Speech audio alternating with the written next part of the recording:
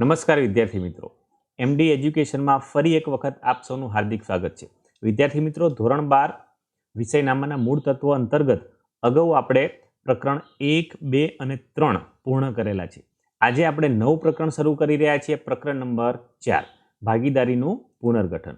એટલે આપણે આ પ્રકરણ આજે શરૂ કરી રહ્યા છીએ એની અંતર્ગત જે મુદ્દાઓ ભણવાના છે એ આ પ્રમાણે છે.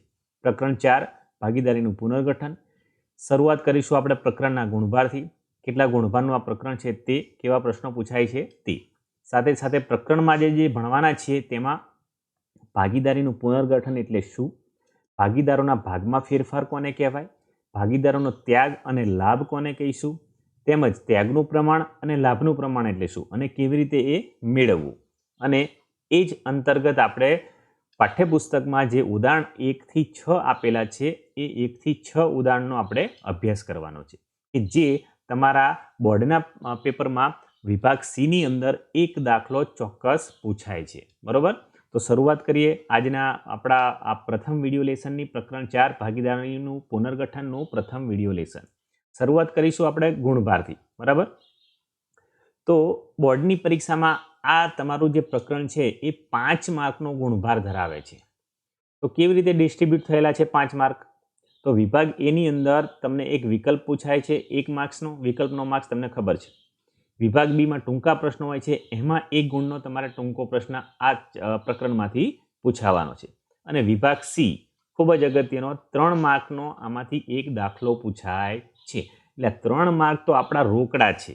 આ ચેપ્ટર જો સરસ રીતે તમે જોઈને ભણશો, પૂરેપૂરા જે વિડીયો હું તમને બતાવીશ બનાવીને, તો એની અંદરથી તમને આ 3 માર્ક્સ આ વિભાગ C માંથી તમે પ્રાપ્ત કરી શકવાના છો. સાથે સાથે વિભાગ A અને B એ પણ એટલા જ સહેલા બની જવાના છે તમારા માટે આના 5 માર્ક્સ તમારા માટે કન્ફર્મ છે, સમજી લો. અગાઉ આપણે પાઘડીનું ચેપ્ટર ભણ્યા, એના 6 માર્ક કન્ફર્મ છે તમારા. તો 6 ને 5 11 માર્ક તો તમારા એમનેમ કન્ફર્મ થઈ જવાના છે આટલા ચેપ્ટર ભણવાથી. અગાઉ પ્રકરણ 1 અને પ્રકરણ 2 આપણે ભણ્યા છીએ, એમાંથી પણ સારી એવી સમજ આપણે કેળવી છે, તો મેક્સિમમ માર્ક્સ આપણે હાંસલ કરી શકીશું. તો ઝડપથી શરૂઆત કરીએ આજનું આપણું વિડીયો લેસન. તો શરૂઆત કરીશું આપણે પુનર્ગઠન કોને કહેવાય ત્યાંથી. બરોબર, તો ભાગીદારીનું પુનર્ગઠન એટલે શું? તો એ પહેલા આપણે ભાગીદારીમાં ફેરફાર એટલે શું સમજી લેવું પડે, પછી આપણે પુનર્ગઠન વિશે સમજાય. તો ભાગીદારીમાં ફેરફાર કોને કહી શકાય? તો ભાગીદારીમાં ફેરફાર એટલે ભાગીદારોના નફા નુકસાનના પ્રમાણમાં ફેરફાર. જ્યારે ભાગીદારો પોતાના નફા નુકસાનના પ્રમાણમાં ફેરફાર કરે છે એટલે ભાગીદારીમાં ફેરફાર કર્યો કહેવાય. ઉદાહરણ તરીકે A, B અને C આ 3 ભાગીદારો છે. તેઓ તેમનું નફા નુકસાન 2:2:1 પ્રમાણમાં વહેંચતા હતા.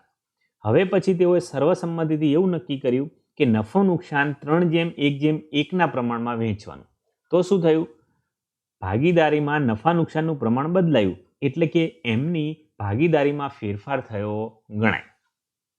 એટલે કે પહેલા જે ભાગીદારને નફો મળતો હતો એના કરતાં હવે પછી કાં તો એ ભાગીદારને નફો ઓછો મળશે અથવા તો એને નફો વધારે મળશે. ધારો કે અહીંયા A, B અને C 2:2:1 પ્રમાણમાં નફો વહેંચે છે. એનો મતલબ પેઢીનો નફો કુલ 5 હોય. પ્રકરણ 1માં આપણે ખૂબ જ સરસ રીતે શીખી ગયા છે પ્રમાણ અને એની ગણતરી. બરાબર, તો પેઢીનો નફો કુલ 5 હોય તો A ને 2 રૂપિયા મળે, B ને 2 રૂપિયા મળે અને C ને 1 રૂપિયો મળે.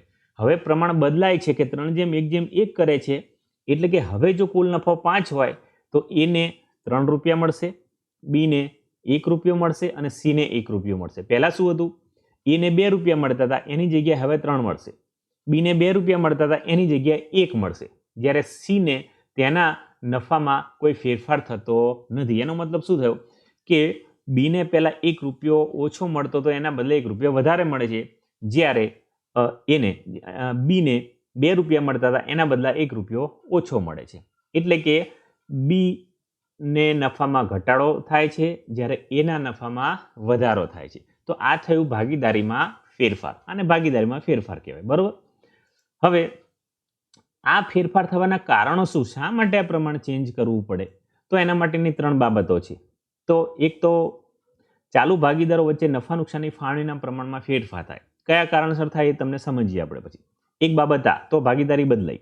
બીજું, નવો કોઈ પ્રવેશ આપવામાં આવે ભાગીદારને પેઢીમાં તો આપણું પ્રમાણ અહીંયા બદલાય. ધારો કે પહેલા 2 ભાગીદાર હોય, અને પછી ત્રીજો ભાગીદારનો પ્રવેશ થાય તો ઓટોમેટિકલી નફાની વહેંચણી બદલાવાની છે. તો એના કારણે પણ આપણો ભાગીદારમાં ફેરફાર થયો ગણાય. અને ત્રીજી બાબત કે ચાલુ ભાગીદારીમાંથી કોઈ ભાગીદાર નિવૃત્ત થાય અથવા તો એનું મૃત્યુ થાય તો શું થાય? ધારો કે પહેલા 3 ભાગીદાર હતા, હવે એમાંથી એક ભાગીદાર નિવૃત્ત થયો તો બાકીના 2 જ ભાગીદારો વધે.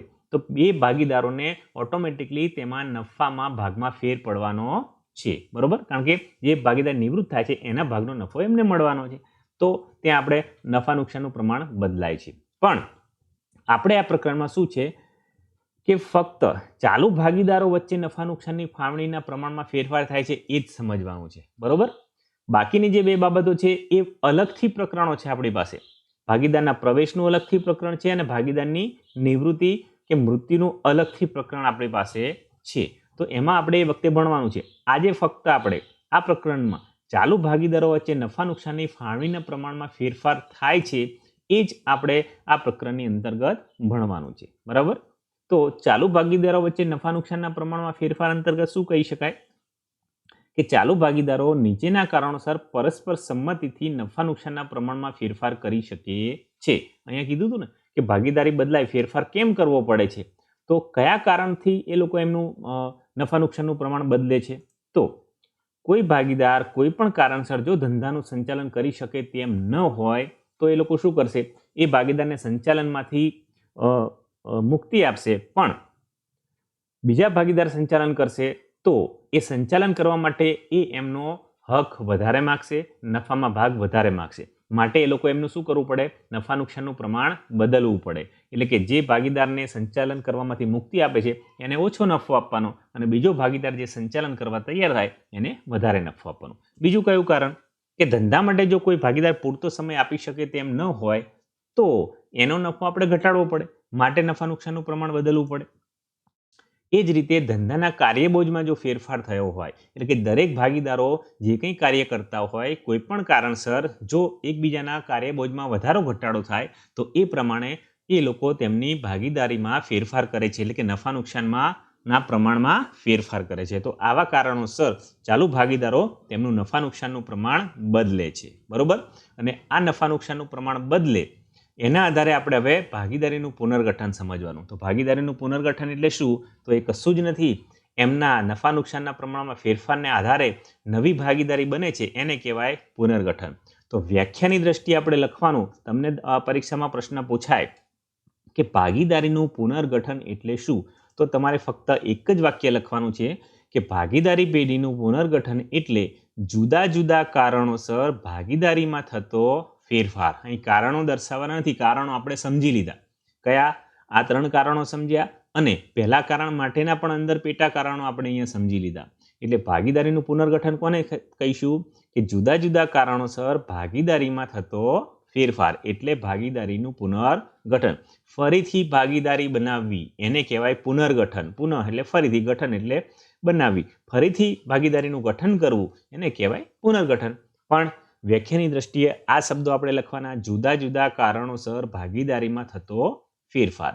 આ શબ્દો આવશે એટલે તમારા 1 માર્કનો પ્રશ્ન પાકો. ખૂબ જ IMP પ્રશ્ન છે એટલે ખાસ આ તમારે મોઢે કરી લેવાનો છે, બરોબર? પરીક્ષામાં પૂછાય તો આપણો એનો 1 માર્ક ના જાય, બરોબર? ગુડ. ચલો હવે આગળ. હવે ભાગીદારોના ભાગમાં થતો ફેરફાર. જે નફા નુકસાનનું પ્રમાણ બદલાય એટલે દરેક ભાગીદારને મળતો ભાગ પણ બદલાય, બરોબર? તો ભાગમાં થતો ફેરફાર એટલે શું? તો પહેલા તો એના માટે ભાગીદારનો જૂનો ભાગ સમજવો પડે. તો ભાગીદારનો જૂનો ભાગ એટલે શું? ભાગીદારનો જૂનો ભાગ એટલે નફા નુકસાનના જૂના પ્રમાણ અનુસાર ભાગીદારને મળતો ભાગ. તો નવો ભાગ એટલે શું? નવો ભાગ એટલે ભાગીદારના નવા નફા નુકસાનના પ્રમાણ અનુસાર ભાગીદારને મળતો ભાગ, એને કહીશું આપણે નવો ભાગ. તો જૂનો ભાગ અને નવો ભાગ આપણને સમજાઈ ગયું. જૂનો ભાગ મતલબ નફા નુકસાનનું જે જૂનું પ્રમાણ હતું એના અનુસાર ભાગીદારને જે ભાગ મળતો હતો એને કહીશું તે ભાગીદારનો જૂનો ભાગ. હવે નફા નુકસાનનું પ્રમાણ બદલાય છે અને નવા નફા નુકસાનના પ્રમાણ અનુસાર જે તે ભાગીદારને જે નવો ભાગ મળે છે એને કહીશું આપણે નવો ભાગ, બરોબર? તો જૂનો ભાગ અને નવો ભાગ આપણને સમજાઈ ગયું છે. ઉદાહરણથી પણ આપણે સમજીએ છીએ. તો હવે ફેરફાર શું થયો? તો ભાગીદારીના ભાગમાં ફેરફાર એટલે શું? કે જૂના ભાગ અને નવા ભાગનો તફાવત. એટલે કે જૂનો ભાગ કેટલો મળતો હતો અને નવો ભાગ કેટલો મળે છે, આ બંનેનો તફાવત જૂના ભાગમાંથી નવો ભાગ બાદ કરી જે આવશે એ ભાગીદારના ભાગમાં થયેલો ફેરફાર ગણાશે. બરોબર, આ ફેરફાર દરેક ભાગીદાર માટે અલગ અલગ થવાનો છે. બરોબર, તો ભાગમાં ફેરફાર બરાબર શું લખી શકાય? જૂનો ભાગ માઇનસ નવો ભાગ એટલે ભાગીદારના ભાગમાં થયેલો ફેરફાર. બરોબર, હવે આ સૂત્રની અનુસાર જો ફેરફાર આપણે માપીએ અને એમાં જો જવાબ તમારો પ્લસમાં આવે તો ભાગીદારને પહેલા કરતા એટલો ઓછો ભાગ મળે છે એવું આપણે કહી શકાય. અને જો જવાબ માઇનસમાં આવે તો ભાગીદારને પહેલા કરતા વધુ ભાગ મળે છે એવું આપણે કહી શકીએ. એટલે ભાગીદારને લાભ મળે છે કે એને નુકસાન જાય છે એ કેવી રીતે નક્કી કરીશું? આ સૂત્ર અનુસાર જૂના ભાગમાંથી નવો ભાગ બાદ કરવાનો. જૂનો ભાગ આપણને ખબર છે, નવો ભાગ નવા નફા નુકસાનના પ્રમાણમાં શોધી કાઢીએ, એમાંથી બાદ કરીએ. જો એ જવાબ આપણો પ્લસમાં આવે તો ભાગીદારને નુકસાન જાય છે, જો એ જવાબ માઇનસમાં આવે તો ભાગીદારને લાભ થાય છે, એટલો વધુ ભાગ મળે છે એવું આપણે કહી શકીએ. બરાબર, ઓકે. આને એ રીતે પણ લખી શકાય કે ભાગમાં ફેરફાર બરાબર નવો ભાગ માઇનસ જૂનો ભાગ. તો નવા ભાગમાંથી જૂનો ભાગ બાદ કરીએ, જવાબ પ્લસમાં આવે તો ભાગીદારને લાભ થાય, જવાબ માઇનસમાં આવે તો ભાગીદારને એટલું નુકસાન જાય છે. બરાબર, ઓકે. હવે આગળ આ જ બાબત આપણે ઉદાહરણ દ્વારા સમજવાની છે. તો ઉદાહરણ લઈએ કે બે ભાગીદારો છે એ અને બી, 1:1 પ્રમાણમાં નફો નુકસાન વહેંચે છે, એટલે કે સરખે હિસ્સે. બરાબર, જ્યારે તમને 1:1 કીધું એનો મતલબ શું? સરખે હિસ્સે અડધા અડધા પ્રમાણમાં. બરાબર, તેમનું નફા નુકસાનનું 9 પ્રમાણ બદલીને 2:1 નક્કી કર્યું. હવે આના અનુસાર આપણે શું કરીશું? બંનેના ભાગ જૂના અને નવા આપણે લખી દઈએ. તો અહીંયા ભાગીદાર એનો જૂનો ભાગ શું થવાનો? હવે જૂનો ભાગ અહીંયા જૂનું પ્રમાણ કેટલું? 1:1. હવે જ્યારે ભાગ નક્કી કરીએ છીએ એનો મતલબ શું થાય છે? કેવી રીતે નક્કી કરવાનો ભાગ? અહીંયા આપણે 1/2 થાય છે. કેવી રીતે? જૂનું પ્રમાણ 1:1 એટલે 1 અને 1. બરોબર, આ બંનેનો સરવાળો કેટલો થાય? 2. બરોબર, તો હવે ભાગીદાર એ માટે 1 છે તો 1 ભાગ્યા કુલ જે સરવાળો થાય એ ભાગાકારમાં લખીએ છેદમાં, તો આ થઈ ગયો એને મળતો ભાગ. પ્રકરણ 1માં વિડીયો લેસન 1ની અને બીજા લેસનોમાં આપણે ખૂબ સારી રીતે આ શીખેલા છીએ. પ્રકરણ 1ના વિડીયો લેસન જોઈ લેજો, ના સમજ પડે તો. બરોબર, એ જ રીતે બીજા ભાગીદારનો ભાગ પણ કેટલો થઈ જવાનો? 1/2. શું કરવાનું છે? જે પ્રમાણ તમને આપેલું છે 1:2, 1:1, તો આ બંનેનો સરવાળો કેટલો થયો? 2. તો દરેકને જે આ ભાગ આવે છે એને એના છેદમાં આપણે 2 મૂકી દેવાના છે. બરોબર, બંનેના છેદમાં 2 મૂકીએ એટલે દરેકને મળતો ભાગ આપણને મળી જાય 1/2, 1/2. એટલે દેખીતી રીતે અડધું અડધું થયું. તો બંનેનો જૂનો ભાગ કેટલો હતો? 1/2, 1/2. હવે નવો ભાગ કેટલો થવાનો? હવે નવું નફા નુકસાનનું પ્રમાણ કેટલું છે આપણી પાસે? 2:1. તો 2:1 છે એનો મતલબ શું થયો? 2:1.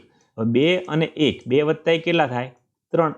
તો દરેકની નીચે 3 મૂકી દો. 2 ની નીચે 3 અને 1 ની નીચે 3.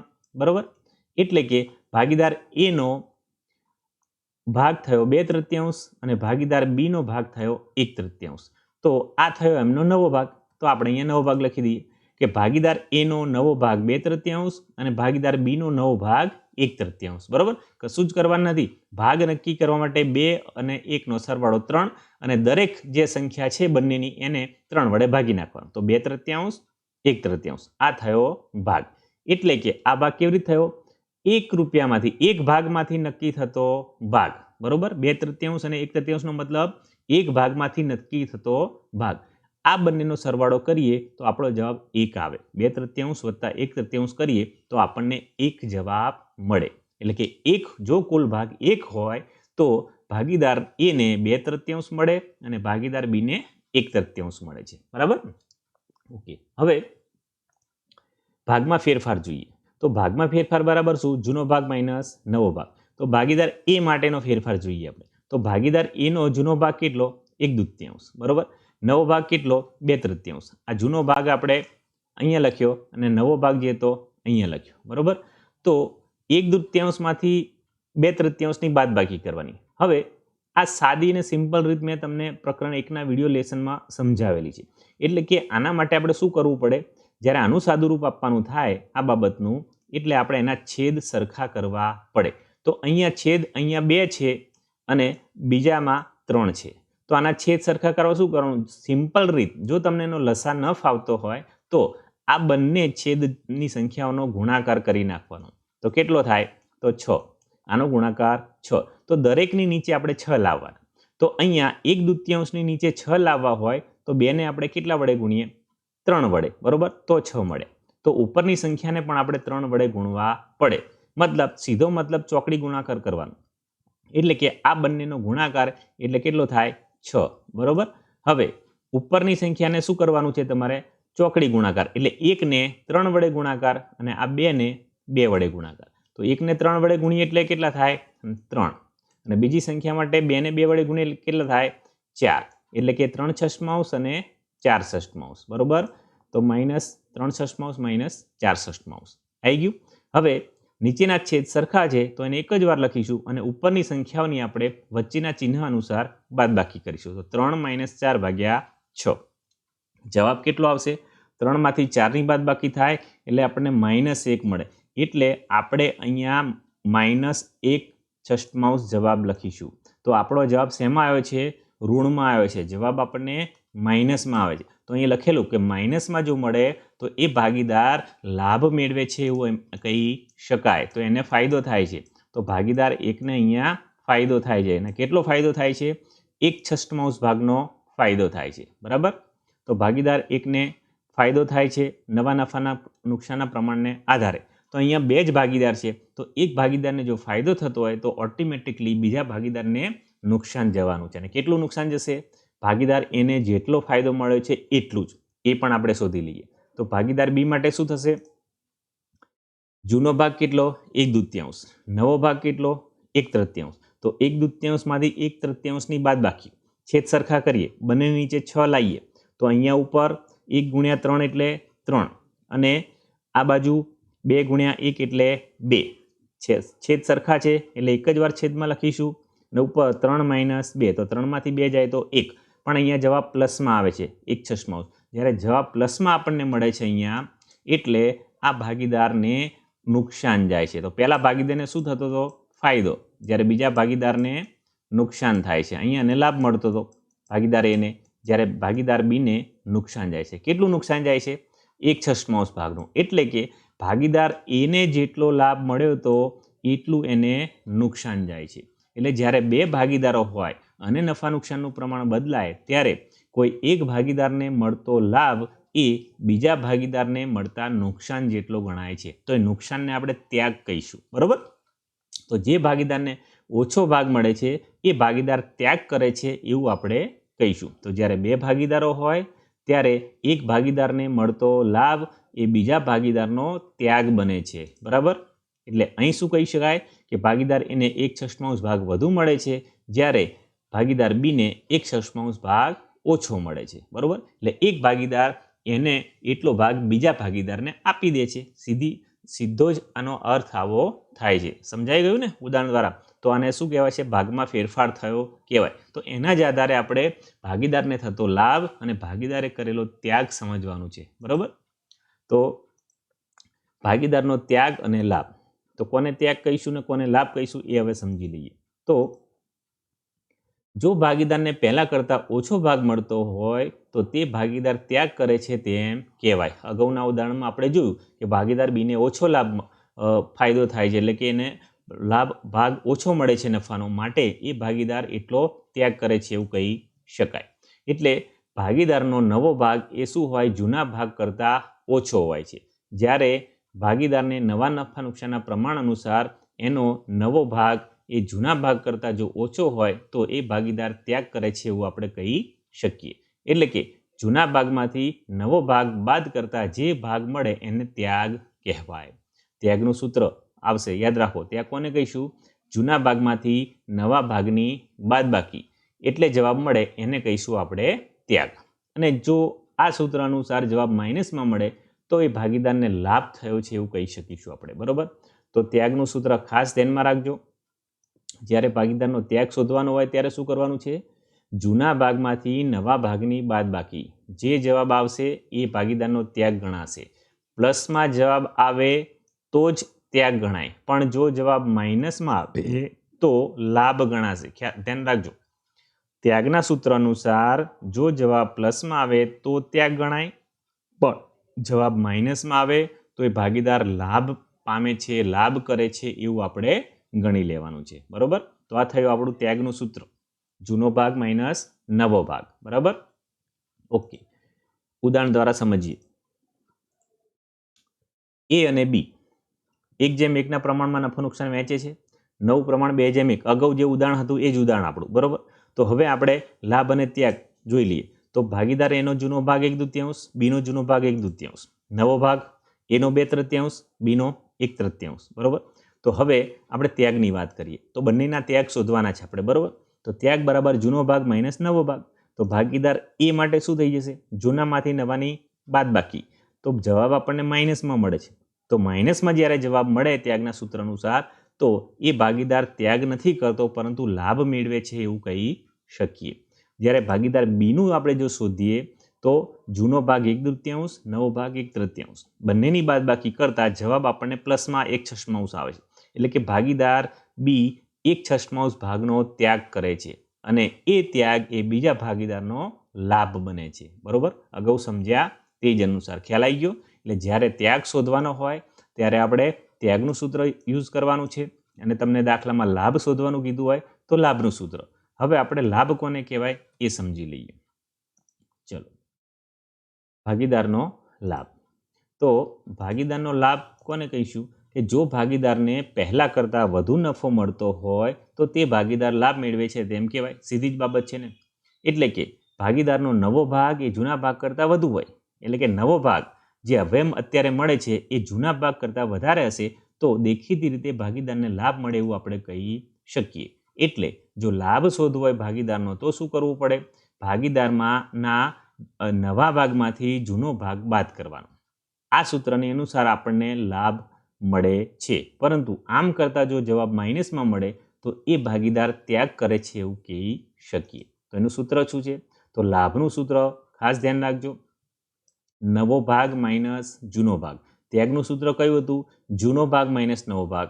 જ્યારે લાભનું સૂત્ર કયું? નવો ભાગ માઇનસ જૂનો ભાગ. શાંતિથી વિચારીએ તો પણ આપણને ખબર પડે કે સૂત્રો કદાચ યાદ ન રહે તો આપણે વિચારવાનું કે લાભ ક્યારે થાય? તો પહેલાં કરતાં વધુ નફો મળે તો લાભ થાય. તો પહેલાં કરતાં વધુ નફો મળે એટલે કે નફો વધુ ક્યારે મળવાનો? નવા ભાગના અનુસાર. તો નવા ભાગને પહેલાં લખવાનો.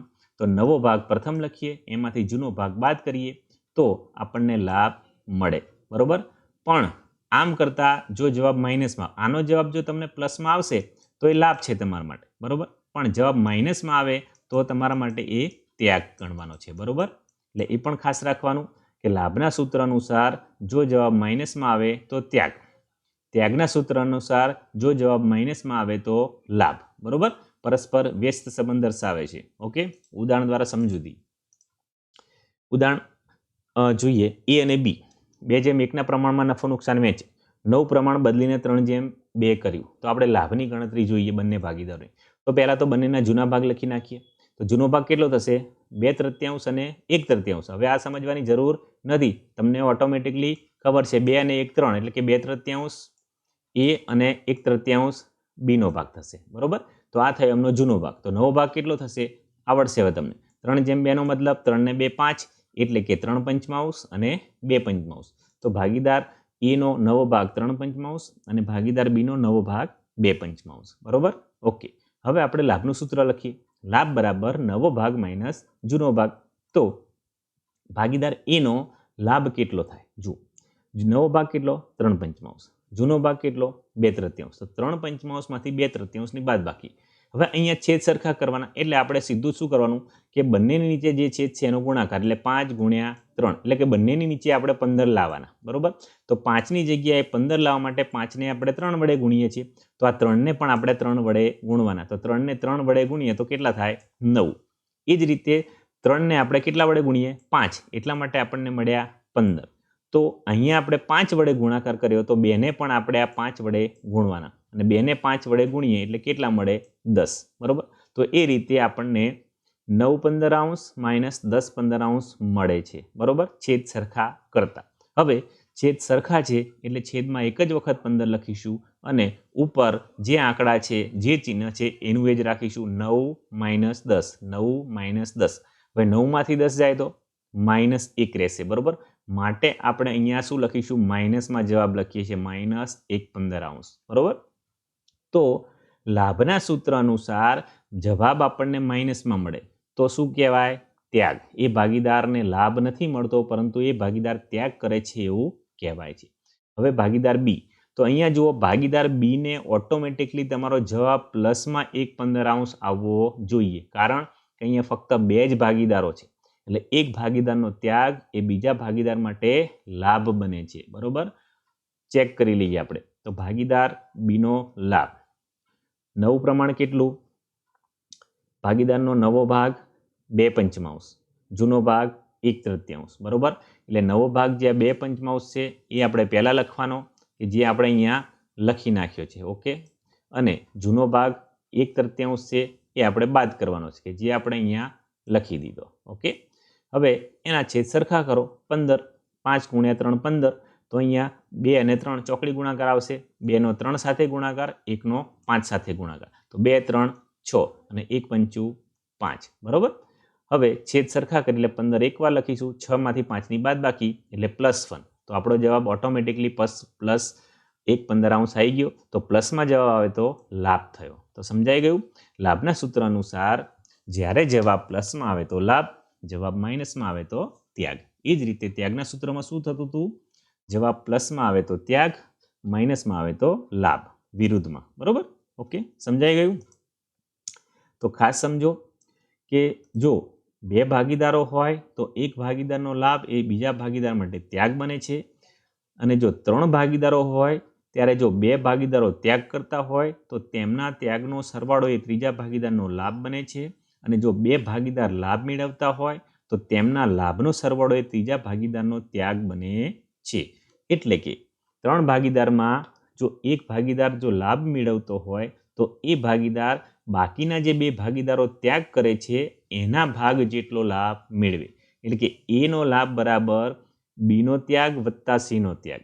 અથવા તો જો 2 ભાગીદાર લાભ મેળવતા અને એક ભાગીદાર ત્યાગ કરતો હોય તો એ ત્યાગ જે છે એ ભાગીદારનો એ બાકીના 2 ભાગીદારે મેળવેલા લાભ બરાબર થાય છે.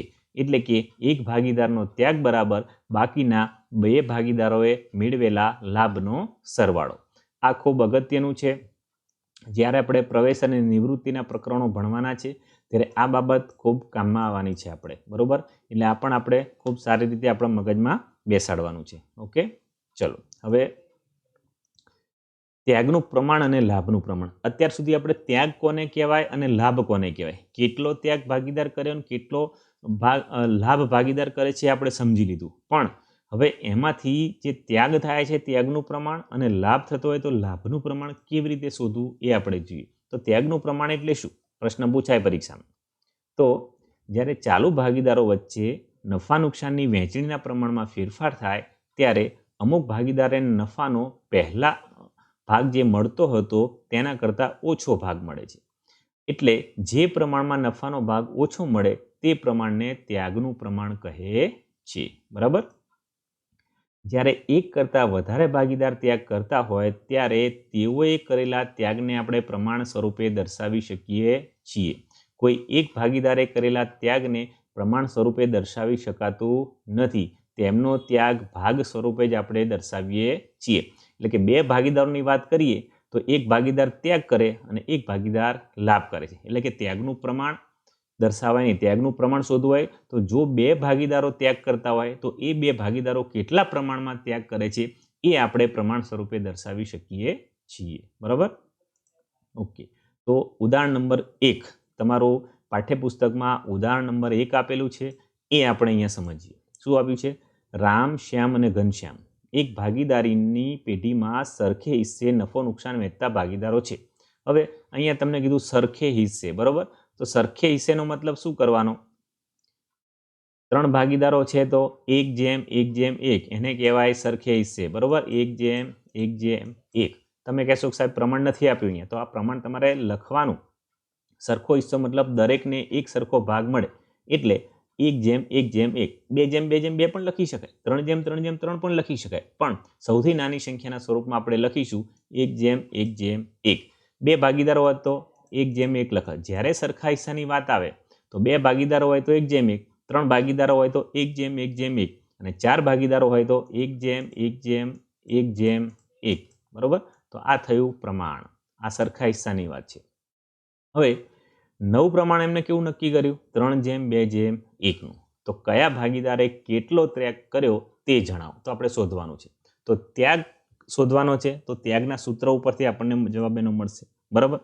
તો એ પહેલાં કેટલીક બાબત આપણે લખવી પડે કે ત્યાગ શોધવાનો હોય તો આપણે શું કરવું પડે?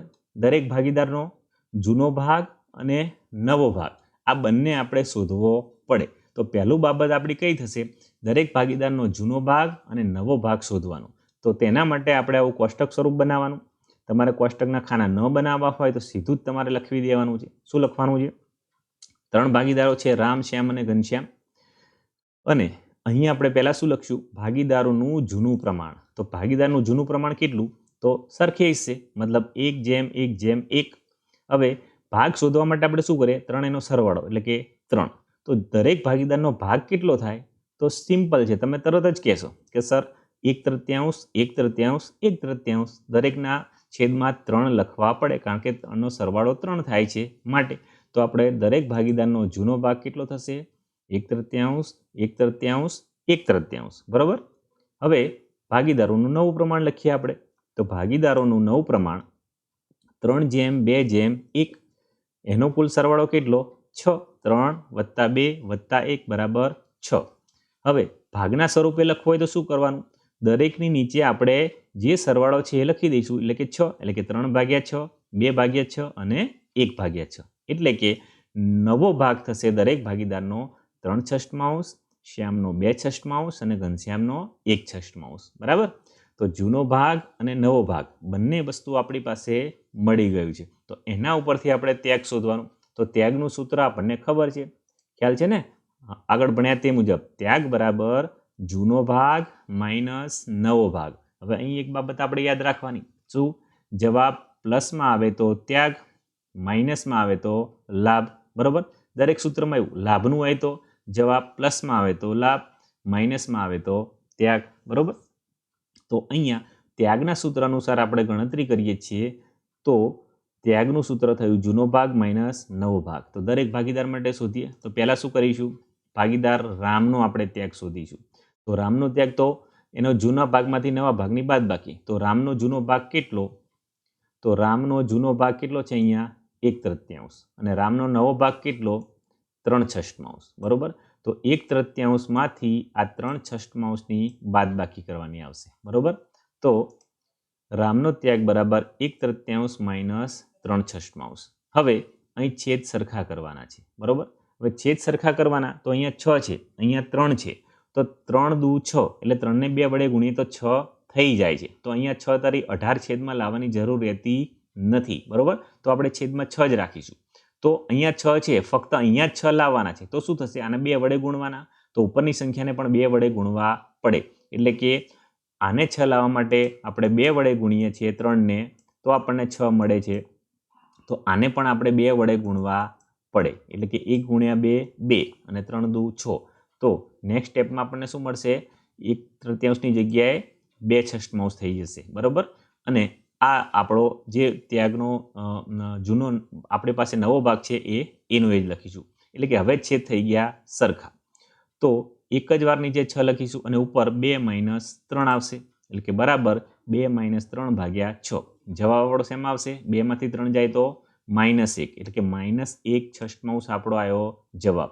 જ્યારે જવાબ માઇનસમાં આવે છે તો ત્યાગની બદલે આપણે લાભ થયો એવું લખાય, બરાબર. તો -1/6 એટલે કે રામ ત્યાગ કરતા નથી પરંતુ તેમને લાભ મળે છે, બરાબર. તો રામનો ત્યાગ નથી પણ લાભ છે. ચલો હવે શ્યામની વાત. શ્યામનો ત્યાગ તો એ જ પ્રમાણે જૂનો ભાગ માઇનસ નવો ભાગ. તો શ્યામનો જૂનો ભાગ કેટલો? 1/3. તો આપણે જૂના ભાગ તરીકે 1/3 મૂકવાના, માઇનસ નવા ભાગ તરીકે આપણે 2/6 મૂકીશું, બરાબર.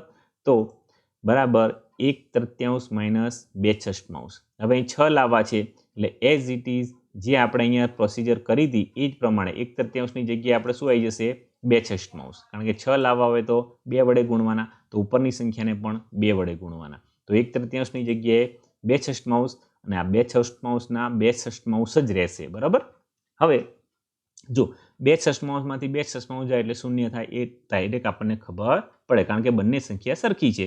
છતાં પણ છેદની દ્રષ્ટિએ જોઈએ તો 6 છે, તો છેદમાં આપણે 6 મૂકી દેવાના અને ઉપર 2માંથી 2ની બાદબાકી, તો 2 - 2 0, તો 0/6 બરાબર 0. તો અહીં ભાગીદાર શ્યામ લાભ પણ નથી કરતા અને ત્યાગ પણ નથી કરતા, એટલે કે તેમના ભાગમાં કોઈ ફેરફાર થતો નથી. જ્યારે આપણો જવાબ 0 આવે ત્યારે ભાગીદાર ત્યાગ પણ નથી કરતા અને લાભ પણ નથી કરતા એવું ગણાય છે. બરોબર. હવે આવશે આપણે ઘનશ્યામનો ત્યાગની વાત. તો ઘનશ્યામનો ત્યાગ આપણે કેવી રીતે શોધવાનો? એ જ ફોર્મ્યુલા, જૂના ભાગમાંથી નવા ભાગની બાદબાકી. તો ઘનશ્યામનો જૂનો ભાગ કેટલો? 1/3, નવો ભાગ 1/6. તો 1/3માંથી 1/6 આપણે કરીશું બાદબાકી. તો 1/3 - 1/6 એટલે કે 1/3ની જગ્યાએ છેદમાં 6 લાવવા છે 3ની જગ્યાએ, તો 2/6 થઈ જશે. માટે 2/6 - 1/6 બરાબર 6 છેદમાં 1 જ વાર લખીશું અને ઉપર 2 - 1 એટલે 2માંથી 1ની બાદબાકી કરી એટલે જવાબ મળે 1. એટલે આપણો જવાબ આવશે 1/6. તો 1/6 એ જવાબ આપણને પ્લસમાં મળે છે, તો એ કહેવાશે ત્યાગ. બરોબર. એટલે જવાબ આપણો મળ્યો પ્લસમાં, માટે આપણે એને કહીશું ત્યાગ કરે છે તે. હવે જુઓ, 3 ભાગીદારોના ત્યાગ આપણે શોધી કાઢ્યા. તો ઘનશ્યામ ત્યાગ કરે છે, જવાબ પ્લસમાં મળે છે, માટે ત્યાગ કેટલો? 1/6 ભાગનો. શ્યામ કોઈ ત્યાગ કરતા નથી, તો એનો મતલબ શું થયો કે ઘનશ્યામ જેટલો ત્યાગ કરે છે તો ઓટોમેટિકલી રામને એટલો લાભ મળેલો હોવો જોઈએ, કારણ કે શ્યામમાં કોઈ ફેરફાર થતો નથી. તો ઓટોમેટિકલી અહીંયા -1/6 જવાબ હતો કે જેને આપણે લાભ તરીકે દર્શાવતા હતા. તો ઘનશ્યામે કરેલો ત્યાગ એ રામનો લાભ સાબિત થાય છે. બરોબર. તો છેલ્લે આપણે શું કહી શકીએ કે ભાગીદાર રામ 1/6 ભાગનો લાભ મેળવે છે, જ્યારે ઘનશ્યામ 1/6 ભાગનો ત્યાગ કરે છે, જ્યારે શ્યામના ભાગમાં કોઈ ફેરફાર થતો નથી. બરોબર. પેલું સૂત્ર અનુસાર પણ શું થાય? એક ભાગીદારે કરેલો લાભ બાકીના 2 ભાગીદારના ત્યાગના સરવાળા જેટલો હોય. તો રામનો લાભ 1/6, તો બંને ભાગીદારોનો ત્યાગનો સરવાળો કેટલો? 0 + 1/6 બરાબર 1/6. તો એ સૂત્ર અનુસાર પણ આપણો અહીંયા તાળો બેસી જાય છે. તો આ થયું આપણું ઉદાહરણ નંબર 1. આ જ પ્રકારના દાખલા તમને પૂછાય છે પરીક્ષામાં. બરાબર. ત્યાગ શોધો, લાભ શોધો, અથવા તો ત્યાગનું પ્રમાણ શોધો, લાભનું પ્રમાણ શોધો. અહીંયા આપણે ફક્ત શું શોધ્યું છે? અહીંયા ત્યાગ કેટલો કરે છે તે. ત્યાગનું પ્રમાણ શોધ્યું નથી. ત્યાગના પ્રમાણની વાત બીજા દાખલાઓમાં આપણે કરવાની છે. ઓકે, ચલો. તો આ વાત થઈ ત્યાગના પ્રમાણની. એ જ રીતે આપણે હવે લાભના પ્રમાણની વાત કરવાની છે. બરોબર. તો લાભનું પ્રમાણ એટલે શું? તો જ્યારે ચાલુ ભાગીદારો વચ્ચે નફા નુકસાનની વહેંચણીના પ્રમાણમાં ફેરફાર થાય ત્યારે અમુક ભાગીદારોને નફાનો ભાગ પહેલા મળતો હતો તેના કરતાં વધારે મળે છે. જે પ્રમાણમાં નફાનો ભાગ વધારે મળે છે તે પ્રમાણને લાભનું પ્રમાણ કહે છે. બરોબર. ખ્યાલ આવી ગયો કે જ્યારે એક કરતાં વધારે ભાગીદાર લાભ મેળવતા હોય ત્યારે તેઓએ મેળવેલા લાભને પ્રમાણ સ્વરૂપે આપણે દર્શાવી શકીએ છીએ. કોઈ એક ભાગીદારે મેળવેલા લાભને પ્રમાણ સ્વરૂપે દર્શાવી શકાતું નથી. એટલે જો આપણે લાભનું પ્રમાણ શોધવું હોય તો ઓછામાં ઓછા 2 ભાગીદાર લાભ મેળવતા હોવા જોઈએ, તો જ એ ભાગીદારો કેટલા પ્રમાણમાં લાભ મેળવે છે એ આપણે દર્શાવી શકીએ. બરાબર. ઓકે, ઉદાહરણ જોઈએ. તો પાઠ્યપુસ્તકનું ઉદાહરણ નંબર 4. તો એની અંદર તમને કીધું છે ધ્રુવીલ, ગોપી અને મુકુંદ એક ભાગીદારી પેઢીમાં સરખે હિસ્સે નફો નુકસાન વહેંચતા ભાગીદારો છે. નફા નુકસાનનું નવ પ્રમાણ 1/2/3 નક્કી થયું. કયા ભાગીદારે કેટલો લાભ મેળવ્યો તે જણાવો. અહીંયા ફક્ત કેટલો લાભ મેળવે છે તે જ જણાવવાનું છે. આપણે લાભનું પ્રમાણ અહીંયા શોધવાનું નથી આ ઉદાહરણમાં. એ બીજા ઉદાહરણોમાં આપણે એના પ્રમાણ વિશે શોધીશું. ફક્ત અહીંયા લાભ કેટલો ભાગીદાર મેળવે છે જોઈ લઈએ. બરોબર. તો એઝ ઇટ ઇઝ શું કરવું પડશે? આપણે જૂનો ભાગ અને નવો ભાગ શોધી કાઢવો પડશે. તો દરેક ભાગીદારના નામ લખી દઈએ, કુલ લખી દઈએ. અહીંયા લખીશું ભાગીદારનું જૂનું પ્રમાણ સરખે હિસ્સે માટે 1/1/1, એટલે માટે જૂનો ભાગ ત્રણેયનો શું થઈ જશે? 1/3, 1/3, 1/3. નવું પ્રમાણ કેટલું? 1/2/3, કુલ 6. એટલે નવો ભાગ કેટલો? 1/6, 2/6, 3/6. બરોબર. હવે આપણે શું શોધવાનું કીધું છે? કેટલો લાભ મેળવે છે તે. તો લાભના સૂત્રનો ઉપયોગ કરવાનો આપણે. તો લાભનું સૂત્ર શું? લાભ બરાબર નવો ભાગ માઇનસ જૂનો ભાગ. હવે ભાગીદાર એ ધ્રુવીલની વાત કરીએ, બરોબર. તો ધ્રુવીલને કેટલો લાભ મળશે તે શોધવા શું કરીશું, એના નવા ભાગમાંથી જૂના ભાગની બાદબાકી. તો નવો ભાગ કેટલો, 1/6, તો પહેલા 1/6 લખીશું માઇનસ જૂનો ભાગ 1/3, બરોબર. કારણ કે જૂનો ભાગ ને નવો ભાગ આપણને આપેલો, આપણે શોધી કાઢ્યો, મળી ગયો. તો ધ્રુવીલનો નવો ભાગ 1/6, તો પહેલા નવો ભાગ લખીશું અને એમાંથી જૂનો ભાગ કેટલો, 1/3, તો જૂનો ભાગ એમાંથી અહીંયા બાદ કરીશું, બરોબર. તો આ નવો ભાગ માઇનસ જૂનો ભાગ એટલે કે 1/6 માઇનસ 1/3. આવું જ દરેક ભાગીદાર માટે આપણે કરવાનું રહેશે, બરોબર. તો હવે લખીશું આપણે 1/6 માઇનસ 1/3, છેદ સરખા કરીશું, બંને નીચે 6 લાવી શકીશું આપણે.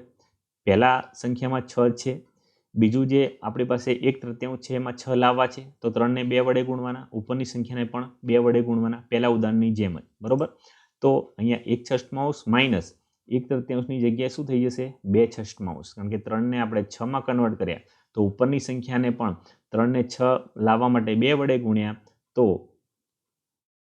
3 ગુણ્યા 2 કર્યા આપણને, તો આપણને 6 મળે અહીંયા, બરોબર. તો આને જો છેદની સંખ્યાને આપણે 2 વડે ગુણીએ તો અંશની સંખ્યાને પણ 2 વડે ગુણવા પડે, તો 1 ગુણ્યા 2 એટલે કેટલા થાય, 2. તો અહીંયા અંશમાં આપણે એટલા માટે અહીંયા 2 લખવા પડે, બરાબર. માટે આપણે લખ્યા 2/6.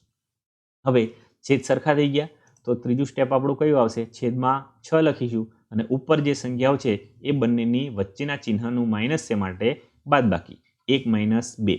તો 1માંથી 2 જાય તો જવાબ આવશે આપણો -1, તો જવાબ મળશે આપણને અહીંયા -1/6. હવે -1/6 મળે એનો મતલબ સૂત્ર કયું હતું આપણું, લાભનું. એટલે જ્યારે લાભનું સૂત્ર હોય અને જવાબ જો તમને આ માઇનસમાં મળે તો તમારે લાભની જગ્યાએ શું લખવાનો છે, ત્યાગ લખવાનો છે, બરોબર. તો ધ્રુવીલને ત્યાગ થાય છે, ધ્રુવીલ ત્યાગ કરે છે, લાભ મળતો નથી, બરોબર. એ જ રીતે હવે આપણે ગોપીના લાભની વાત કરીએ, તો આ જ પ્રમાણે નવો ભાગ 2/6, જૂનો ભાગ 1/3, તો 2/6માંથી 1/3 બાદબાકી, 1/3 જગ્યાએ 2/6 આવશે, તો 2/6 માઇનસ 2/6 એટલે ઓટોમેટિકલી જવાબ આપણો આવશે 0. મતલબ કે ગોપીને કોઈ લાભ થતો નથી, ગોપી કોઈ ત્યાગ પણ કરતી નથી, બરોબર. તો ભાગીદાર ગોપીને નથી લાભ થતો કે નથી ત્યાગ કરતો, ઓકે. તો એ જ રીતે હવે આવશે મુકુંદની વાત, તો ઓટોમેટિકલી મુકુંદનો જવાબ +1/6 આવવાનો છે, કારણ કે અહીંયા 0 છે. તો એક ભાગીદાર ત્યાગ કરે તો ઓટોમેટિકલી બાકીનો ભાગીદાર લાભ કરવાનો છે, બરોબર. છતાં પણ આપણે એનો તાળો મેળવી લઈએ, ઓકે. તો એનો જૂનો ભાગ, નવો ભાગ માઇનસ જૂનો ભાગ એટલે કે 3/6 માઇનસ 1/3. અહીંયા આપણે 3/6 લખવાના હતા, 3/6 માઇનસ 1/3 જગ્યાએ 2/6 થઈ જશે. અહીંયા આપણે 3/6 લખી દેવાના છે, બરોબર. અહીંયા થોડી ભૂલ થયેલી છે, 3/6. તો 3/6 3/6 અહીં લખાઈ ગયા અને 1/3 જગ્યાએ છેદ 6 લાવવાના છે માટે આપણે લખી દીધા 2/6. આ જે સ્ટેપ આપણે અહીંયા અનુસર્યા હતા એ જ પ્રમાણે સેમ, બરોબર. ઓકે. તો 3/6 માઇનસ 2/6 એટલે કે છેદ સરખા કર્યા એટલે એક જ વાર છેદ લખીશું, ઉપરની સંખ્યાઓ 3 માઇનસ 2ની બાદબાકી, 3માંથી 2 જાય તો 1, એટલે આપણો જવાબ આવશે 1/6, પણ કેવો, પ્લસમાં. પ્લસ આવે એટલે લાભ, બરોબર. તો ભાગીદાર મુકુંદ 1/6 લાભ મેળવે છે, ગોપી કોઈ લાભ નથી મેળવતી, જ્યારે ધ્રુવીલ 1/6 ત્યાગ કરે છે. એટલે આપણો જવાબ શું લખાશે, ભાગીદાર મુકુંદ 1/6 ભાગનો લાભ મેળવે છે, જ્યારે ધ્રુવીલ 1/6 ભાગનો ત્યાગ કરે છે, જ્યારે ગોપીના ભાગમાં કોઈ ફેરફાર થતો નથી. તો આ મળ્યો આપણો જવાબ, બરોબર.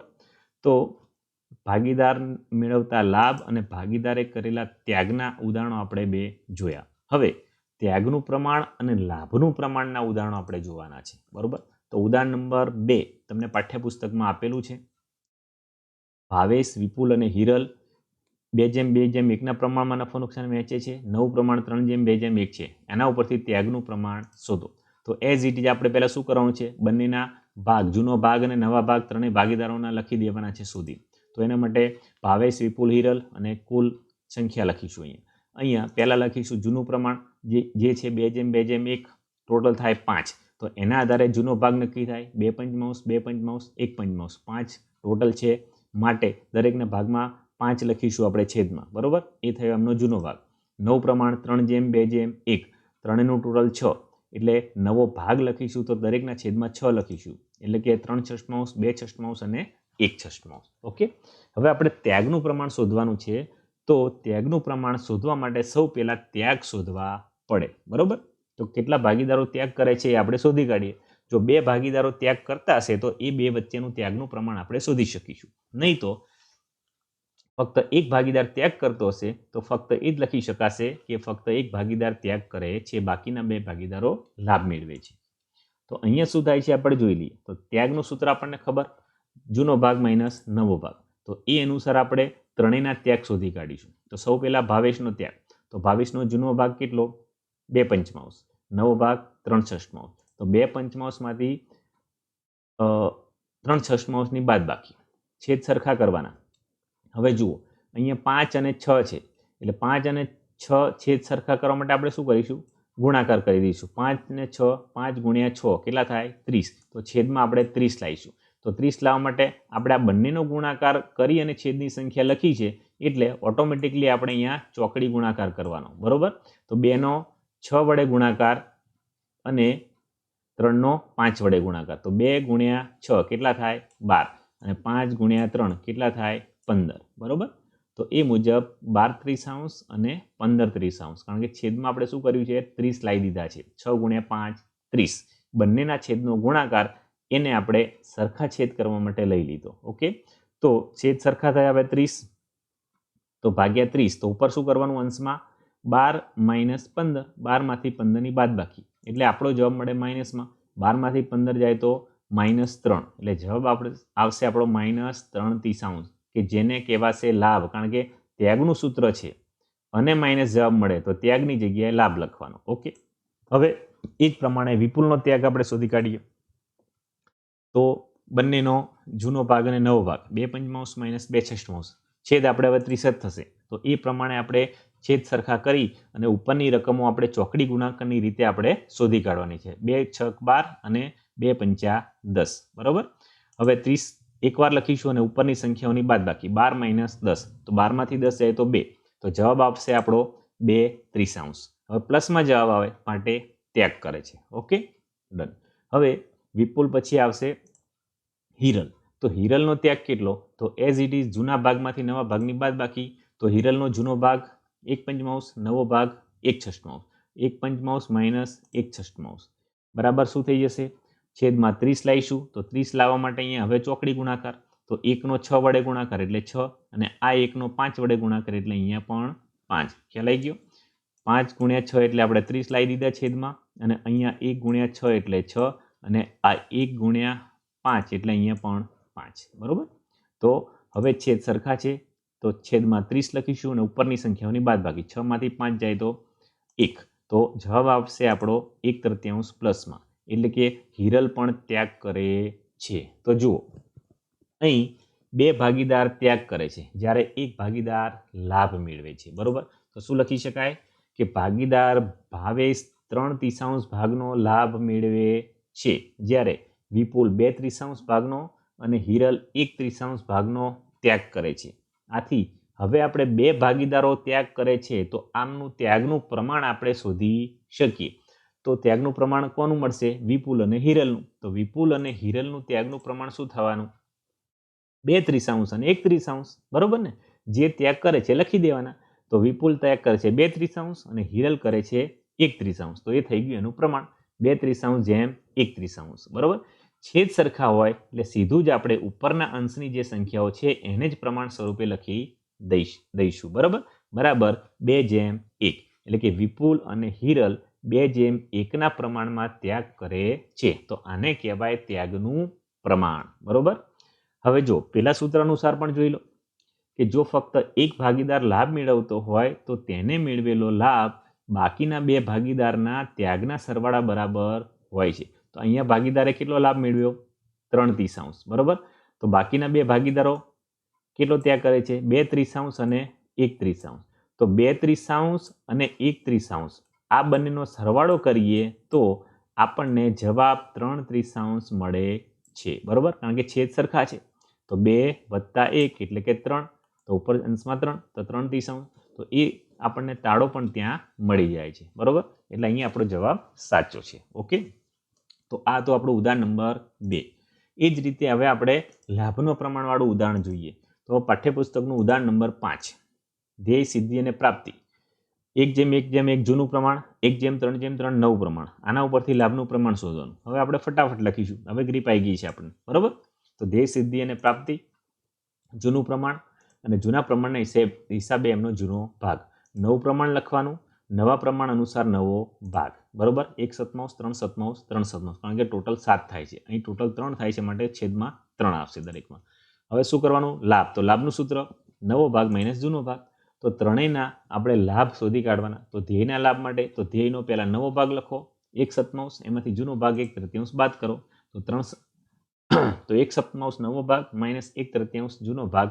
બાદ કરીશું બરોબર ધ્યેયની વાત છે તો અહીંયા છેદ સરખા કરવાના તો 7 × 3 કરીશું 7 × 21 તો છેદમાં 21 લખીશું તો અહીંયા ઉપરની સંખ્યાઓ ચોકડી ગુણાકારના આધારે આપણે લખી દેવાની તો અહીંયા પહેલા આવશે 1 × 3 એટલે 3 અને બીજી બાજુ આવશે 7 × 1 એટલે 7 છેદ સરખા છે એટલે 21 છેદમાં લખીશું અને ઉપર 3 - 7 તો 3માંથી 7 જાય તો 4 પણ માઇનસમાં આવશે તો -4 21 સૂત્ર હતું લાભનું તો લાભના સૂત્રમાં જવાબ માઇનસમાં મળે તો ત્યાગ ગણાય માટે એને આપણે ત્યાગ લખીશું એ જ રીતે આપણે સિદ્ધિ અને પ્રાપ્તિનો તો સિદ્ધિનો લાભ એ જ પ્રમાણે આપણે શોધી લેવાનો છે હવે સાદુરૂપ તમારે જાતે શીખી ગયા છો ને એ જ પ્રમાણે તમારે સાદુરૂપ આપી દેવાનું છે તો અહીંયા જવાબ તમારો મળે છે પ્લસમાં તો 2:21 જવાબ આવે છે પ્લસમાં છે માટે એને કહીશું લાભ એ જ રીતે આપણે પ્રાપ્તિની વાત કરીએ તો પ્રાપ્તિના માટે પણ એ જ વસ્તુ થશે કારણ કે બંનેના અહીંયા જે ભાગ છે એ સરખા છે 3/7 અને 1/3 3/7 અને 1/3 એટલે ઓટોમેટિકલી આપણો જવાબ પણ સરખો આવવાનો ત્યાં બરોબર એટલે આનો જવાબ પણ સરખો આવે છે કેટલો 2:21 લાભ બરોબર તો અહીંયા સિદ્ધિ અને પ્રાપ્તિને લાભ થાય છે જ્યારે ધ્યેયને લાભ નથી થતો પરંતુ ત્યાગ કરવો પડે છે તો કેટલો ત્યાગ થાય તો કે સિદ્ધિ અને પ્રાપ્તિએ મેળવેલા લાભના સરવાળા બરાબર બીજી રીતે કહીએ તો ધ્યેયે જે ત્યાગ કરેલો છે એ ત્યાગ સિદ્ધિ અને પ્રાપ્તિ લાભ સ્વરૂપે મેળવે છે તો કયા પ્રમાણમાં મેળવે છે તો એનું પ્રમાણ આપણને અહીંયા ત્યાં શોધી શકીએ છીએ બરોબર લખી શકાય કે ભાગીદાર ધ્યેય 4:21 ભાગનો ત્યાગ કરે છે જ્યારે સિદ્ધિ 2:21 ભાગનો લાભ અને પ્રાપ્તિ 2:21 ભાગનો ત્યાગ કરે છે હવે જો બંનેનું લાભનું પ્રમાણ શોધવું હોય તો એક કરતાં વધુ ભાગીદારોએ લાભ મેળવેલો છે તો સિદ્ધિ અને પ્રાપ્તિનું લાભનું પ્રમાણ આપણે શોધી શકીએ કેટલું થશે તો 2:21 જેમ 2:21 છેદ કાઢી નાખીએ એટલે 2/2 2/2 ને આપણે 1/1 ની રીતે પણ લખી શકાય તો એમનું લાભનું પ્રમાણ 1/1 એટલે કે ધ્યેય જે ત્યાગ કરે છે તો ધ્યેયનો ત્યાગ એ સિદ્ધિ અને પ્રાપ્તિનો લાભ બને છે તો કયા પ્રમાણમાં તો સરખા પ્રમાણમાં તો 4:21 બે સરખા ભાગ કરો તો કેટલા થાય 2:21 2:21 બરોબર તો એ પ્રમાણમાં એમને લાભ મેળવે છે સરખા હિસ્સે ધ્યેયનો ત્યાગ એ સિદ્ધિ અને પ્રાપ્તિનો લાભ બને છે અને લાભનું મેળવવાનું પ્રમાણ 1/1 છે એવું આપણે અહીં કહી શકીએ તો જ્યારે તમને લાભનું પ્રમાણ કે ત્યાગનું પ્રમાણ શોધવાનું કે ત્યારે પ્રમાણ સ્વરૂપે ક્યારે દર્શાવી શકશો જ્યારે ઓછામાં ઓછા 2 ભાગીદારો લાભ કરતા હોય અથવા તો ત્યાગ કરતા હોય ત્યારે એવું ન થાય તો આપણે ફક્ત જે ભાગીદાર ત્યાગ કરતો હોય એ ત્યાગ દર્શાવવાનો અને જે ભાગીદારને લાભ મળતો હોય એનો લાભ દર્શાવવાનો છે બરોબર ઓકે હવે બાકીના જે 2 ઉદાહરણ બાકી છે એ હવે ફટાફટ આપણે જોઈ લઈએ તો ઉદાહરણ નંબર 3 હવે જો ઉદાહરણ નંબર 3 છે પૂનમ ધવલ અને કોમલ જૂનું પ્રમાણ 3/2/1 નવું પ્રમાણ 1/2/2 બરોબર તો ફટાફટ જૂનો ભાગ ને નવો ભાગ આપણે શોધી કાઢીએ પ્રમાણ લખો નવો ભાગ જૂનું પ્રમાણ જૂનું ભાગ નવું પ્રમાણ નવો ભાગ બરોબર તો એ આપણને આંકડાઓ ફટાફટ મળી જાય છે એના આધારે આપણે શું કરવાનું છે પૂછીશું ત્યાગની ગણતરી દર્શાવવાની તો ત્યાગ બરાબર જૂનો ભાગ માઇનસ નવો ભાગ તો પૂનમનો ત્યાગ શોધવા માટે શું કરીશું જૂના ભાગમાંથી નવા ભાગની બાદબાકી છેદ સરખા કરી અને સાદુરૂપ આપી દેવાનું સાદુરૂપ આપતા આપણને જવાબ મળે છે 9/30 હવે ત્યાગનું સૂત્ર છે જવાબ પ્લસમાં જ મળે છે માટે ત્યાગ જ ગણાશે બરાબર એ જ રીતે ધવલ અને કોમલ તો ધવલનો ત્યાગ તો એ જ રીતે બંનેનો જૂનો ભાગ અને નવા ભાગની બાદબાકી છેદ સરખા કરી સાદુરૂપ આપવાનું, સાદુરૂપ આપતા જવાબ આપણને માઇનસમાં મળે છે, માટે ધવલનો લાભ થશે, ત્યાગની જગ્યાએ લાભ થશે, બરાબર. એ જ રીતે કોમલ, તો કોમલનો ત્યાગ કેટલો, તો જૂનો ભાગ માઇનસ નવો ભાગ, છેદ સરખા કરવાના, છેદ સરખા કરતા સાદુરૂપ આપતા આપણને જવાબ મળે છે -7/3, એટલે કે લાભ, બરોબર. એટલે કે અહીંયા ત્યાગની ગણતરી જ્યારે દર્શાવવાની હતી તો ફક્ત એક જ ભાગીદાર ત્યાગ કરે છે, જ્યારે બાકીના બંને ભાગીદારો લાભ મેળવે છે. એટલે અહીંયા તમને લાભનું પ્રમાણ દર્શાવવાનું કીધું નથી, પણ જો લાભનું પ્રમાણ દર્શાવવું હોય તો પણ દર્શાવી શકાય. એટલે કે ભાગીદાર પૂનમ 9/3 ભાગનો ત્યાગ કરે. અહીં ફક્ત તમને પૂછ્યું શું છે કે ભાગીદારોના ત્યાગની ગણતરી દર્શાવો, તો તમારે ફક્ત આટલી જ ગણતરી દર્શાવવાની છે, બરોબર. એના પ્રમાણ સ્વરૂપે દર્શાવવાની જરૂર પછી રહેતી નથી, પણ કૌંસમાં તમારે લખવાનું, જે ભાગીદાર ત્યાગ કરતો હોય એનો ત્યાગ લખવાનો અને જે ભાગીદારને લાભ મળતો હોય એનો લાભ લખવાનો છે. શું કહી શકાય, પૂનમ 9/3 ભાગનો ત્યાગ કરે છે, જ્યારે ધવલ 2/3 ભાગનો લાભ અને કોમલ 7/3 ભાગનો લાભ મેળવે છે. હવે લાભનું પ્રમાણ જો પૂછ્યું હોત તો આપણે લાભનું પ્રમાણ કેવી રીતે લખી શકાત, જે બે ભાગીદારો લાભ મેળવે છે તે કેટલો લાભ મેળવે છે, 2/3 અને 7/3, એટલે કે 2/7. પણ પૂછ્યું હોય તો આપણે જવાબ લખવાનો છે. ઓકે, હવે આ જ પ્રકારે ઉદાહરણ નંબર 6, બરોબર. આજના વિડીયો લેસનનું છેલ્લું ઉદાહરણ, સાગર, સરિતા અને પલક, જૂનું પ્રમાણ 3/3/2, નવું પ્રમાણ 1/1/1. તો ભાગીદારોએ મળે લાભ અને ત્યાગ દર્શાવો. અહીં ફક્ત લાભ અને ત્યાગ જ દર્શાવવાનો છે. લાભ મળ્યો હોય તો લાભ, ત્યાગ મળ્યો હોય તો ત્યાગ. તો એઝ ઇટ ઇઝ આપણે કોષ્ટક બનાવીશું, જૂનું પ્રમાણ જૂનો ભાગ, નવું પ્રમાણ નવો ભાગ, એ પ્રમાણે ભાગ લખી દઈશું બધા. અને અહીંયા લાભ અને ત્યાગ દર્શાવો લખી છે, તો કોઈ પણ સૂત્રની મદદથી આપણે ગણતરી કરી શકીએ. તો આપણે લાભના સૂત્રની ગણતરી કરીશું, લાભના સૂત્રથી. તમે ત્યાગના સૂત્રની મદદથી પણ ગણતરી કરી શકો. કોઈ પણ સૂત્રની મદદથી આપણે ત્યાગ અને લાભ શોધી શકીએ છીએ. એટલે જરૂરી નથી કે આપણે લાભના સૂત્રથી જ ગણતરી કરવી પડે. તો અહીંયા આપણે લાભના સૂત્રની ગણતરી અનુસાર સાગરનો, સરિતાનો અને પલકનો આપણે લાભ કે ત્યાગ શોધી શકીએ, બરોબર. જવાબ પ્લસમાં આવશે તો લાભ, માઇનસમાં આવશે તો ત્યાગ, બરાબર. તો સાગરનો લાભ શું થઈ જાય છે, અહીંયા સાગરનો જવાબ આવે છે -1/24. એનો મતલબ કે સાગર ત્યાગ કરે છે. એ જ રીતે સરિતા, તો સરિતાને આપણે લાભની ગણતરી કરીએ છીએ બધી કિંમતો મૂકીને. હવે હું તમને બધું સમજાવતો નથી, તમને હવે આવડે છે, બરોબર. તો જવાબ આપણને મળે છે -1/24, એટલે સરિતા પણ અહીંયા ત્યાગ કરે છે. જ્યારે પલક, તો ઓટોમેટિક બે જ્યારે ભાગીદારો ત્યાગ કરતા હશે તો ત્રીજો ભાગીદારે ત્યાગ કરે એવું પોસિબલ છે નહીં, તો એને લાભ જ મળવા છે. અને કેટલો લાભ મળશે, તો આ બંનેનો જેટલો સરવાળો થાય એટલો લાભ મળે. એ આપણે સમજ્યા છીએ કે બે ભાગીદારના ત્યાગના સરવાળો એ ત્રીજા ભાગીદારનો લાભ બને. તો 1/24 વત્તા 1/24, એટલે કે 2/24 આપણો જવાબ આવવો જોઈએ. તો પહેલાથી જ જવાબ આપણને ખબર છે, તો આપણો જવાબ 2/24 આવવો જોઈએ. જોઈ લો, 1/3 - 2/8, છેદ સરખા કરો, સરખા કરી અને સાદુરૂપ આપો, 8માંથી 6 જાય તો 2, તો આપણો જવાબ 2/24 જે લાભ થાય છે, બરોબર. શું લખી શકાય, પલક 2/24 ભાગનો લાભ મેળવે છે, જ્યારે સાગર અને સરિતા 1/24 ભાગનો ત્યાગ કરે છે. એનો મતલબ શું થશે કે સાગર અને સરિતાનું ત્યાગનું પ્રમાણ આપણે શોધી શકીશું. આપણને પૂછ્યું નથી, પણ પૂછે તો ત્યાગનું પ્રમાણ કેવી રીતે લખી શકાય, તો 1/24 એટલે કે સરખી હિસ્સે થાય, 1/1.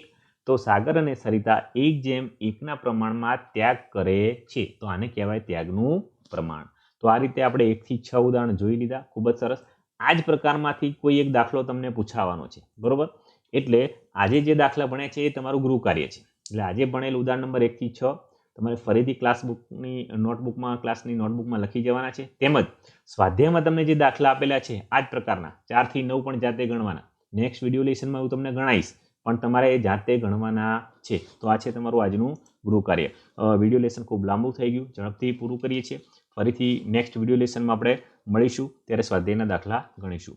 તમામ વિદ્યાર્થીઓનો ખૂબ ખૂબ આભાર. Thank you very much.